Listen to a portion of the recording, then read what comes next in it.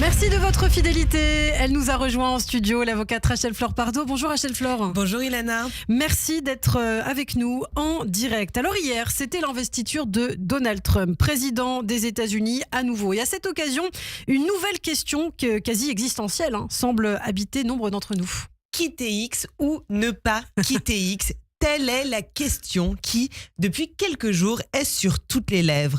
Avant de partir, certains ont pris la plume tenant à lui laisser, après toutes ces années de vie commune, quelques mots d'adieu. D'autres, dans un élan d'espoir et d'optimisme, se refusent à s'en aller et préfèrent s'accrocher, du moins encore un temps.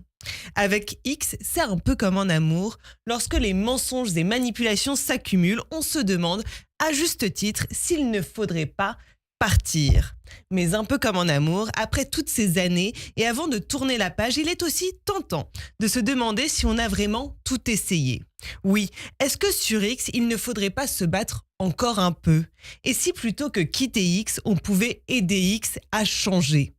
Changer X, c'est précisément le pari que s'est donné l'Union européenne qui multiplie les efforts pour mieux l'adapter à notre mode de vie, à nos valeurs et à nos règles, pour ainsi nous permettre de mieux vivre ensemble malgré nos cultures différentes, avec moins d'injures, menaces, harcèlement et fake news. Et si X refuse de changer, alors c'est lui qui sera contraint de quitter l'Union et non l'inverse.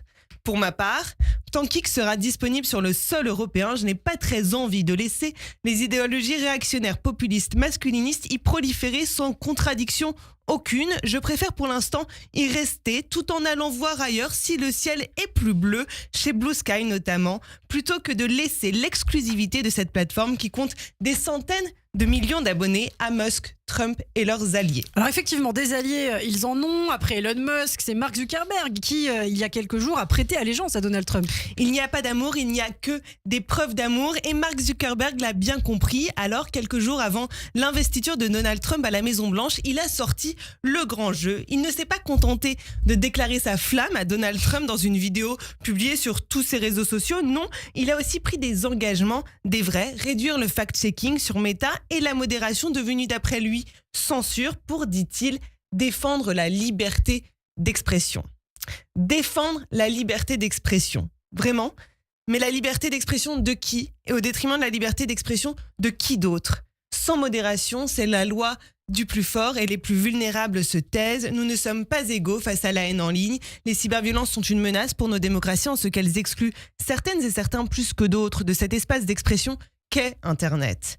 La liberté d'expression est un droit fondamental, souvent utilisé pour justifier une certaine inaction face aux violences en ligne, mais en réalité, liberté d'expression et lutte contre l'impunité sur Internet ne sont pas à opposer.